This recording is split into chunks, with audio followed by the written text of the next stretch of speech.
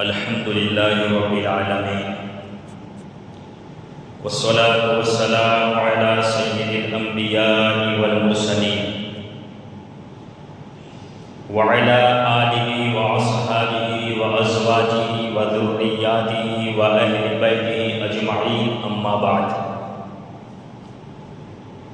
فأعوذ بالله من الشيطان الرجيم بسم الله الرحمن الرحيم قل لن يصيبنا إلا ما كتب الله لنا وهو مولانا وعلى الله فليتوكل المؤمنون صدق الله العظيم وصدق رسوله النبي الكريم ونحن على ذلك لمن الشاهدين والشاكرين والحمد لله رب العالمين إن الله وملائكته يصلون على النبي يا أيها الذين آمنوا صلوا عليه وسلموا تسليما اللهم صل على سيدنا مولانا محمد وعلى آل سيدنا مولانا محمد وبارك وسلم صلاة وسلاما عليك يا رسول الله صلی اللہ تعالی علیہ وآلہ وسلم۔ پیارے نبی اور آل نبی پر ایک مرتبہ اور ہدیہ درود پیش کریں۔ اللہم صلی علی سیدنا مولانا محمد وعلی آل سیدنا مولانا محمد وبارک وسلم صلاۃ و سلاما علیک یا رسول اللہ صلی اللہ تعالی علیہ وآلہ وسلم۔ محترم بزرگوں، مسلمان بھائیوں، یہ سفر المظفر کا مہینہ ہے۔ اسے سفر المظفر کہا جاتا ہے۔ اس کا نام سفر ہے لیکن اس کو سفر المظفر کہا جاتا ہے، یعنی کامیابیوں کا مہینہ، اس لیے کہ زمانہ جاہلیت میں ہمارے پیارے نبی صلی اللہ علیہ وآلہ وسلم کے اعلان نبوت سے پہلے کا جو وقت تھا اسے زمانہ جاہلیت کہا جاتا ہے۔ اس میں لوگوں کا یہ خیال تھا کہ سفر کا جو مہینہ ہوتا ہے وہ مصیبتوں کا مہینہ ہوتا ہے، تکلیفوں کا مہینہ ہوتا ہے، پریشانیوں کا مہینہ ہوتا ہے۔ لوگ اس میں سفر کرنا بھی برا سمجھتے تھے، مسافری بھی نہیں کرتے تھے کہ اس مہینے میں مسافری نہیں کرنی چاہیے، اور اس مہینے میں طرح طرح کی بلائیں مصیبتیں اترتی ہے۔ ایسی ایک سوچ تھی جس کو نبی پاک صلی اللہ علیہ وسلم نے صاف شبدوں میں فرمایا، ولا سفر، سفر کوئی چیز نہیں ہے، سفر میں کوئی مصیبت نہیں آتی، سفر میں کوئی تکلیف نہیں آتی۔ اور پھر آج ہم اس مہینے کو سفر المظفر کہتے ہیں، یعنی کہ سفر کا مہینہ تکلیفوں کا مہینہ نہیں ہے، برائیوں کا مہینہ نہیں ہے، بلکہ کامیابی کا مہینہ ہے۔ مسلمان کو ایک بات اپنی زندگی میں یاد رکھنی چاہیے کہ ہماری زندگی میں جو بھی تکالیف آئے، جو بھی مصیبتیں آئے اور آتی ہے، یہ ہماری زندگی کا حصہ ہوتا ہے، تو یہ کسی مخلوق کے سبب سے نہیں، کسی مخلوق کی وجہ سے نہیں، بلکہ جو بھی پریشانیاں، تکلیفیں اور خوشیاں، راحتیں ملتی ہے وہ فقط اللہ تبارک و تعالیٰ کی مرضی سے ہوتا ہے۔ نبی پاک صلی اللہ علیہ وسلم پر جب تکلیفیں آئیں، آپ کو ستایا گیا، آپ کو پریشان کیا گیا، تو کفار مکہ نے کہا دیکھو آپ پر کتنی تکلیفیں آتی ہیں، آپ کو کتنی پریشانیاں پڑتی ہیں۔ اللہ پاک نے فرمایا محبوب ان سے فرما دیجئے قُلْ لَن يُصِيبَنَا إِلَّا مَا كَتَبَ اللَّهُ لَنَا هُوَ مَوْلَانَا وَعَلَى اللَّهِ فَلْيَتَوَكَّلِ الْمُؤْمِنُونَ۔ اللہ پاک نے فرمایا میرے محبوب لوگوں کو بتا دیجئے کہ ہمیں اتنی ہی تکلیفیں پڑتی ہیں جو اللہ تبارک و تعالیٰ نے ہمارے مقدر میں لکھ دی ہے، اور اللہ پاک ہمارا مددگار ہے۔ جو تکلیفیں ہمیں پڑے گی، جو مصیبتیں ہمیں آئے گی، جو مشکلات ہمارے سامنے آئے گی، اس کو دور کرنے والا بھی کوئی اور نہیں، وہ پروردگار عالم ہی ہے جو ہمیں تکلیفیں دیتا ہے اور ان تکلیفوں میں ہماری مدد بھی فرماتا ہے۔ پھر فرمایا وَعَلَى اللَّهِ فَلْيَتَوَكَّلِ الْمُؤْمِنُونَ، اور مومن جو ہوتا ہے، مسلمان جو ہوتا ہے، وہ فقط اللہ تبارک و تعالیٰ ہی پر بھروسہ کرتا ہے۔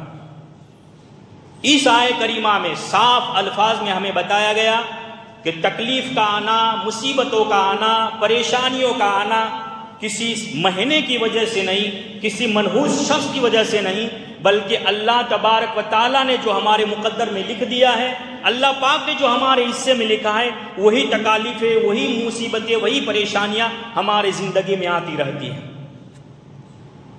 جنگ موتا جو لڑی گئی رومیوں کے خلاف، اس میں بھی صحابہ کرام نے یہی میسج دیا کہ مسلمان کی زندگی میں اگر تکلیف آئے تو وہ بھی اس کے لیے فائدے کی چیز ہے، اگر راحت ملے، خوشی ملے، وہ بھی اس کے لیے فائدے کی چیز ہے۔ جنگ موتا جو لڑی گئی مدینہ منورہ سے 1000 کلومیٹر دور موتا کے مقام پر، مسلمان اور رومیوں کی یہ جنگ تھی۔ جیسے آج بظاہر سپر پاور امریکہ مانا جاتا ہے، ویسے اس وقت سپر پاور یہ روم مانا جاتا تھا، جس کو رومن ایمپائر کہتے ہیں۔ اور اس جنگ کا جو سبب تھا وہ یہ کہ نبی پاک صلی اللہ علیہ وسلم نے پوری دنیا کے الگ الگ ملکوں کی طرف اسلام کی دعوت کا آپ نے پیغام بھیجا، آپ نے خط بھیجا۔ تو ویسا ہی ایک خط روم کے بادشاہ جسے قیصر روم کہا جاتا ہے، اس کے نام بھی پیارے نبی صلی اللہ علیہ وسلم نے ایک خط بھیجا، اور اس خط کو لے جانے والے حضرت حارث بن عمیر رضی اللہ تعالیٰ عنہ تھے۔ حضرت حارث بن عمیر رضی اللہ تعالیٰ عنہ پیارے نبی صلی اللہ علیہ وسلم کا یہ خط لے کر کے آپ روم کی طرف روانہ ہوئے۔ راستے میں قیصر روم کا ایک امیر جس کا نام شرحبیل غسانی تھا، اس نے حضرت حارث بن عمیر کو پکڑ لیا اور پوچھا کہ کیا تم محمد عربی کے قاصد ہو؟ آپ نے فرمایا ہاں، میں ہمارے پیارے نبی صلی اللہ علیہ وسلم کا قاصد ہوں اور آپ کا خط لے کر کے قیصر روم کی طرف جا رہا ہوں۔ اس شرحبیل بن غسانی نے حضرت حارث بن عمیر رضی اللہ عنہ کو رسیوں سے باندھ دیا اور بے دردی کے ساتھ آپ کو شہید کر دیا گیا۔ پیارے نبی صلی اللہ علیہ وسلم کو جب یہ خبر ملی تو آپ کو بڑا صدمہ پہنچا۔ آپ نے 3000 مسلمانوں کا ایک لشکر تیار کیا اور قیصر روم کے مقابلے میں بھیج دیا۔ یہاں صرف 3000 مسلمان تھے، وہاں رومیوں کی تعداد 2 لاکھ تھی۔ میدان بدر میں بھی دیکھا، میدان بدر میں 313 صحابہ کرام تھے، اس کے مقابلے میں 1000 کافر تھے۔ فرق زیادہ تھا لیکن ایک حد تھی۔ جنگ احد میں بھی دیکھا گیا، مسلمان 700 تھے، مقابلے میں کافر 3000 تھے۔ بہت زیادہ فرق تھا، لیکن یہاں بھی ایک لمٹ تھی۔ جنگ خندق میں، جسے جنگ احزاب بھی کہا جاتا ہے، اس میں مسلمانوں کی تعداد 3000 تھی، سامنے کافروں کی تعداد 10,000 تھی۔ یہاں بھی فرق بہت زیادہ تھا، لیکن یہاں بھی ایک لمٹ تھی۔ لیکن یہاں جنگ موتا میں مسلمان 3000 ہے، سامنے رومی، سامنے کفار 2 لاکھ کی تعداد میں ہیں، یعنی ایک مسلمان سپاہی کے مقابلے میں 66 کافر تھے۔ اتنا سخت مقابلہ تھا، لیکن پیارے نبی صلی اللہ علیہ وسلم نے اپنے صحابی کی شہادت کا بدلہ لینے کے لیے 3000 مسلمانوں کی فوج تیار کی۔ پھر آپ نے باضابطہ غیب کی خبر بتاتے ہوئے آپ نے یہ فرمان جاری کیا کہ اسلامی لشکر کا آپ نے ایک سفید جھنڈا بنایا اور حضرت زید بن حارثہ رضی اللہ تعالیٰ عنہ کے ہاتھ میں دیا۔ فرمایا زید تم اس اسلامی لشکر کے سپہ سالار ہو۔ پھر آپ نے فرمایا جب زید بن حارثہ شہید ہوں گے تو اسلامی لشکر کی قیادت حضرت جعفر ابن طیار جو حضرت علی شیر خدا کے بھائی ہیں وہ کریں گے۔ جب حضرت جعفر بھی شہید ہو جائے تو اسلامی لشکر کی قیادت، اس کی سپہ سالاری یہ حضرت عبداللہ بن رواحہ کریں گے۔ جب یہ بھی شہید ہو جائے تو پھر مسلمان جس کو بھی اپنا امیر بنائے، منتخب کرے، وہ اسلامی لشکر کا سپہ سالار ہوگا۔ پیارے نبی صلی اللہ علیہ وسلم نے یہ فرمانا جاری کیے۔ پھر مدینہ سے دور ایک مقام ہے جسے سنیت الوداع کہا جاتا ہے، وہاں تک آپ رخصت کرنے کے لیے آئے۔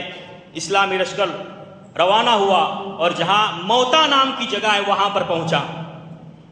یہاں پر فجر کی نماز کے بعد پیارے نبی صلی اللہ علیہ وسلم پر منبر پر آپ تشریف فرما ہوئے، اور آپ نے صحابہ کرام کو جو مدینہ میں تھے، 3000 کا لشکر تو جنگ موتا کی طرف نکل چکا تھا، اور باقی جو صحابہ مدینہ میں تھے ان کو جنگ کا آنکھوں دیکھا حال سنانا شروع کر دیا۔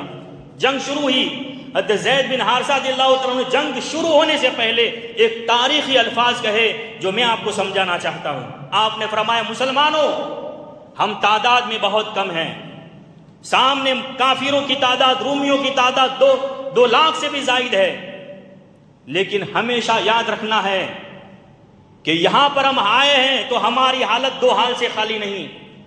یا تو ہمیں جیت ملے گی تو فتح ہمارے حصے میں آئے گی، یا اگر ہم قتل کر دیا جائے تو شہادت ہمارے حصے میں آئے گی. تو اگر فتح بھی ملے تو بھی اللہ کا شکر ہے، اگر شہادت ملے تو بھی اللہ تبارک و تعالیٰ کا شکر ہے. اس لیے کہ مومن کی زندگی میں اگر تکلیف بھی آتی ہے تو صبر کر کے اللہ کا انعام حاصل کرتا ہے، اگر کوئی نعمت ملتی ہے تو شکر کر کے اللہ کا انعام حاصل کرتا ہے.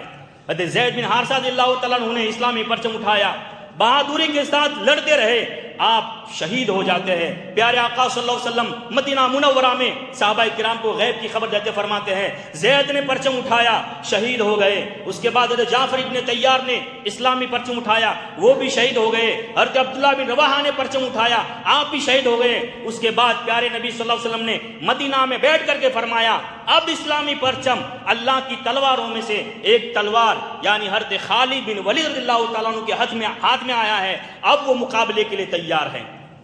حضرت خالد بن ولید رضی اللہ تعالیٰ عنہ نے اسلامی پرچم اپنے ہاتھوں میں لیا اور آپ نے پوری جنگ کی جو فوج تھی اس کی تدبیر بدل دی. آپ نے مسلمانوں کی فوج کے الگ الگ حصے کر دیے، ایک حصہ دائیں طرف بیچ دیا، ایک حصہ بائیں طرف بیچ دیا، کچھ حصے پیچھے کی طرف دھکیل دیے اور پھر حکم دیا کہ تمام ٹکڑیاں جو مسلمانوں کی ادھر ادھر بکھر گئی ہے ایک ساتھ دوڑتی ہوئے آئے اور رومیوں پر حملہ آور ہو جائے. جب رومیوں نے دیکھا کہ دور سے الگ الگ ٹکڑیاں آ رہی ہے اور دھوڑ اڑ رہی ہے تو رومیوں نے یہ سمجھا کہ مسلمانوں کو مدد مل گئی ہے، مسلمانوں کو کہیں سے دوسری فوج آ کر کے ان کی مدد کے لیے پہنچ رہی ہے. رومی ہمت ہار جاتے ہیں اور پسپا ہو کر کے وہاں سے فرار ہو جاتے ہیں. پیارے نبی صلی اللہ علیہ وسلم نے مدینہ میں بیٹھ کر کے خبر دی کہ اللہ کی تلواروں میں سے ایک تلوار خالد بن ولید نے ہاتھ میں تلوار اٹھائی، اللہ تبارک و تعالیٰ نے لشکر اسلام کو فتح عطا فرما دی. تو جب جنگ ختم ہوئی تو حالت یہ تھی کہ صرف 13 مسلمان شہید ہوئے تھے اور وہاں ہزاروں کی تعداد میں رومی لشکر یہ قتل کر دیا گیا تھا. آخر یہ فائدہ کیسے پہنچا؟ اس لیے کہ جو مسلمان میدان موتا میں حاضر تھے وہ ایک نظریہ لے کر کے گئے تھے کہ اگر ہمیں تکلیف پہنچے گی تو وہ بھی اللہ کی طرف سے پہنچے گی، اگر ہمیں راحت پہنچے گی وہ بھی اللہ کی طرف سے پہنچے گی. رومیوں کی طاقت نہیں ہے کہ اللہ اگر ہمیں فتح دینا چاہے تو ہمیں شکست نہیں دے سکتے، اور اگر اللہ ہمیں شکست دینا چاہے تو رومیوں کی وجہ سے ہم فتح یاب نہیں ہو سکتے. تو یہ نظریہ ہماری زندگی میں بھی ہونا چاہیے. ہم بھی اپنی زندگی میں یہ سوچیں آج ہمارا حال کیا ہے کہ ہم راستے میں جا رہے ہیں، راستے سے بلی نے راستہ کاٹا تو ہم کیا سمجھتے ہیں کہ یہ اب شکون ہو گیا. بعض لوگ خیر ابھی تو دین کا ماحول ہے تو کچھ بندے سمجھدار ہیں، لیکن ابھی بھی کچھ مسلمان ایسے ہیں بلی نے راستہ کاٹا تو گھبرا جاتے ہیں کہ کہیں کوئی نقصان نہ ہو جائے. ایسا کوئی کسی نے چھین کھائی تو بھی اب شکون سمجھ لیتے ہیں، لیکن یہ اسلامی درس نہیں ہے، یہ اسلامی سبق نہیں ہے. بعض لوگ تو اپنے حالات کی خبر جاننے کے لیے فال دیکھنے کے لیے بھی جاتے ہیں، نجومیوں کے پاس جاتے ہیں، کاہنوں کے پاس بھی جاتے ہیں. ایسا بھی سننے میں آتا ہے جو ہمارے مسلمانوں کی حالات ہے. کوئی چیز چوری ہو گئی، کوئی شخص گم ہو گیا، کوئی چیز لاپتہ ہو گئی تو دکھانے کے لیے نجومی کے پاس جائیں گے جو ہاتھوں کی لکیریں دیکھ کر کے یا کچھ سیاہی لگا کر کے فال دیکھ کر کے حالات کا علم ہمیں دیتا ہے. تو امام اہل سنت اعلیٰ حضرت رحمۃ اللہ تعالیٰ علیہ فرماتے ہیں، کان کھول کر کے سنیں کہ اگر کوئی کسی نجومے کے پاس، کسی کاہن کے پاس اس نیت سے گیا کہ یہ جو بھی بات بتائے گا وہ سچ ہوگی اور اس سے میرا فائدہ ہوگا تو وہ اسلام کے دائرے سے خارج ہو گیا. وہ مسلمان ہے ہی نہیں. جو نجومیوں اور کاہنوں کی باتوں پر ایمان رکھنے والا ہے، ان کی باتوں کو سچ ماننے والا مسلمان ہے ہی نہیں، بھلے چاہے ہزاروں حج کرے، پورے دن رات سجدے کرتا رہے، وہ مسلمان ہے ہی نہیں، اس کو اسلام سے کوئی تعلق نہیں. پھر فرمایا اگر وہ جاتا ہے لیکن وہ اس کی باتوں پر یقین نہیں کرتا، ویسے ہی چلا جاتا ہے تو بھی یہ سخت ترین حرام کام ہے. تو ہمیں ہرگز اللہ تبارک و تعالیٰ کی ذات پر بھروسہ کرنا چاہیے. ایک شہر میں ایک شخص تھا جو ایک آنکھ سے کانا تھا اور منحوس مشہور تھا. لوگ اسے منحوس سمجھتے تھے کہ اسے کوئی دیکھ لیتا ہے تو اس کا دین خراب ہو جاتا ہے, اس کا بہت بڑا نقصان ہو جاتا ہے. جب اس وقت کے بادشاہ کو معلوم ہوا کہ یہ جو کانا شخص ہے یہ منحوس مشہور ہے, اس کو دیکھنے سے لوگوں پہ مصیبتیں آ جاتی ہے, لوگ تکلیف میں آ جاتے ہیں, تو بادشاہ نے اس کانے شخص کو بلایا جو منحوس مشہور تھا. بادشاہ نے اس کو اپنے دربار میں بلایا, وہ پہنچا, وہ بھی اس شخص سے بات ہی کر رہا تھا کہ اچانک ایک بچھو نے بادشاہ کے پیر میں ڈنک مار دیا. بہت زہریلا بچھو تھا. بادشاہ تڑپنے لگا. ایک وزیر نے کہا, دیکھا بادشاہ سلامت, ہم کہتے تھے کہ یہ منحوس شخص ہے, اس کو آپ نے دیکھا, آپ پر تکلیف آ گئی, آپ کو بچھو نے ڈنک مار لیا, اب آپ کو ہماری بات پر یقین آیا کہ نہیں؟ بادشاہ تو دکھ میں تل ملا رہا تھا. اس نے فوراً حکم دیا کہ اس شخص کو قید کر دیا جائے. اس بیچارے بے قصور کانے شخص کو قید کر دیا گیا. کچھ دن وہ قید میں رہا, اس کی حالت خراب ہو گئی, اور جب بادشاہ کی طبیعت ٹھیک ہوئی تو اس نے اس شخص کو بلایا, کہا کہ واقعی میں تم منحوس ہو, میں نے تم کو دیکھا تو مجھ پر مصیبت آ پڑی. ایک وزیر سمجھدار تھا, اس نے کہا بادشاہ سلامت اگر جان کی امان ہو تو ایک بات عرض کروں. بادشاہ نے کہا ٹھیک ہے کرو, کیا ہے؟ تو اس وزیر سمجھدار وزیر نے کہا کہ بادشاہ سلامت اس کو آپ نے دیکھا تو کیا اس نے آپ کو نہیں دیکھا؟ بادشاہ نے کہا ہاں میں نے اس کو دیکھا تو اس نے بھی ایک آنکھ سے مجھ کو ضرور دیکھا. وزیر نے پھر کہا جب آپ نے اس کو دیکھا تو آپ پر یہ ڈنک مارنے کی تکلیف آئی, اور جب اس نے آپ کو دیکھا تو اس کو قید کی مصیبت جھیلنی پڑی. اب مجھے بتائیے کہ آپ کو دیکھنے سے اس پر مصیبت آئی یا اس کو دیکھنے سے آپ پر مصیبت آئی؟ بادشاہ کو بات سمجھ میں آ گئی کہ اگر میں یہ سمجھ رہا ہوں کہ میں نے اس شخص کو دیکھا تو مجھے بچھو نے ڈنک مار لیا, تو مجھ کو دیکھنے کی وجہ سے اسے کئی دن قید کی تکلیفیں آ پڑی, تو وہ بھی کہہ سکتا ہے کہ میں نے بادشاہ کا چہرہ دیکھ لیا, مجھے قید کی تکلیفیں نازل ہو گئی, بادشاہ منحوس ہے. بادشاہ نے اعلان کر دیا خبردار, آج کے بعد کوئی کسی کو منحوس نہیں سمجھے گا. یہی اسلامی درس ہے, یہی اسلامی سبق ہے کہ اگر ٹھوکر بھی لگے تو ہمیں یہ مان لینا چاہیے کہ اللہ تبارک و تعالیٰ کی مرضی سے یہ ٹھوکر لگی ہے, ہم کسی اور کسی مخلوق کو قصوروار نہ بنائے. پیارے نبی صلی اللہ علیہ وسلم نے حضرت عبداللہ ابن عباس سے فرمایا, اے عبداللہ ایک بات کان کھول کر کے سنو, پوری دنیا مل کر کے بھی اگر تمہیں نفع پہنچانا چاہے, تمہیں فائدہ پہنچانا چاہے تو اتنا ہی فائدہ پہنچا سکتی ہے جتنا میرا رب چاہے, اور پوری دنیا مل کر کے بھی اگر تمہیں نقصان پہنچانا چاہے, تمہیں تکلیف پہنچانا چاہے تو اتنا ہی پہنچا سکتی ہے جتنا میرا رب چاہے. پھر پیارے نبی صلی اللہ علیہ وسلم نے فرمایا اگر کوئی کسی فال دیکھنے والے کے پاس, کسی کاہن کے پاس اپنے چھپی علم کی باتیں اگر جاننے کے لیے جاتا ہے تو اس نے اس دین سے انکار کر دیا جو نبی پاک صلی اللہ علیہ وسلم پر نازل ہوا, یعنی اس نے کفر کیا. اور پیارے آقا نے یہ بھی فرمایا اگر کوئی کسی کاہن کے پاس گیا, کسی نجومی کے پاس گیا تو اللہ تبارک و تعالیٰ 40 دن تک اس کی کوئی نماز قبول نہیں فرماتا ہے.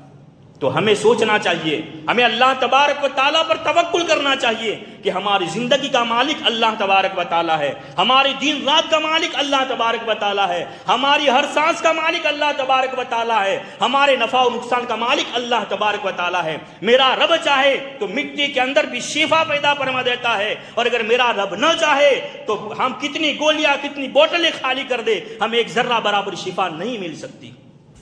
جو کچھ بھی ہوتا ہے اللہ تبارک و تعالیٰ کے حکم سے ہوتا ہے, اس لیے دنیا سے بے پرواہ ہو جائے, ہمیں کوئی نقصان نہیں پہنچا سکتا اگر میرا رب نہ چاہے, اور ہمیں کوئی فائدہ نہیں دے سکتا اگر میرا رب نہ چاہے. یہ ہمارا ایمان ہے اور یہی ایک اسلام کا اہم ترین درس ہے. اللہ تبارک و تعالیٰ مجھے بھی آپ سب کو ان سب باتوں پر عمل کی توفیق عطا فرمائے.